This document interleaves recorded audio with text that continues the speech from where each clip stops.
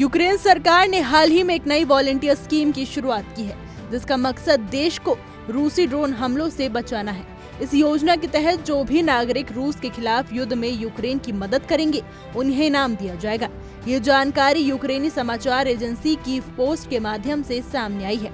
यूक्रेनी रक्षा मंत्रालय ने इस योजना का प्रस्ताव रखा था, जिसे यूक्रेनी मंत्रिमंडल ने मंजूरी दे दी है। इस योजना के तहत स्थानीय बजट से भुगतान किया जाएगा और ये स्कीम मार्शल लॉ के दौरान 2 साल तक चलेगी।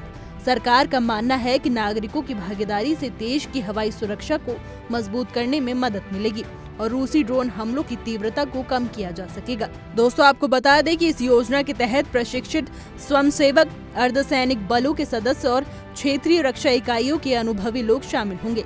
ये लोग दुश्मन के ड्रोन की पहचान करेंगे, उन्हें ट्रैक करेंगे और मार गिराने के लिए यूएवी हथियार या मानव चालित विमानों का उपयोग करेंगे। जो भी व्यक्ति ड्रोन गिराएगा, उसे हर महीने 2.2 लाख रुपए का इनाम दिया जाएगा।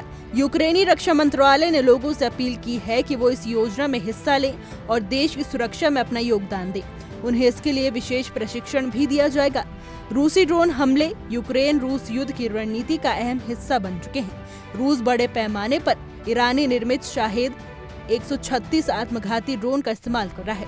ये ड्रोन यूक्रेनी बुनियादी ढांचे और ऊर्जा ग्रिड को निशाना बनाते हैं, जिससे बिजली व्यवस्था प्रभावित होती है और आम जनता का जीवन मुश्किल हो जाता है। ऐसे हमलों के जवाब में यूक्रेन भी अपने ड्रोन पावर को बढ़ाने पर जोर दे रहा है। तुर्की के बायराक्टर TB2 ड्रोन के साथ साथ यूक्रेन ने अपने स्वदेशी FPV और AI सक्षम ड्रोन भी तैयार किए हैं। उन्हें ऑपरेशन स्पाइडरवेब में इस्तेमाल किया गया, जो दुश्मन के ठिकानों, गोला बारूद डिपो और एयरबेस पर सटीक हमले करने में सक्षम है।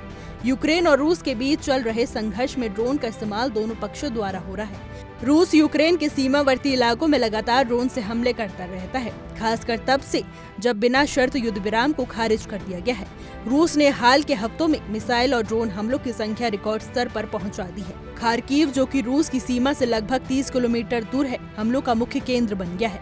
ऐसे में यूक्रेन को नए नए तरीके अपनाने पड़ रहे हैं ताकि वो इन हमलों का सामना कर सके और अपने नागरिकों और संसाधनों की रक्षा कर सके। इस नई वॉलंटियर स्कीम से यूक्रेन सरकार उम्मीद कर रही है कि अधिक से अधिक नागरिक इसमें शामिल होंगे और देश की हवाई सुरक्षा मजबूत होगी।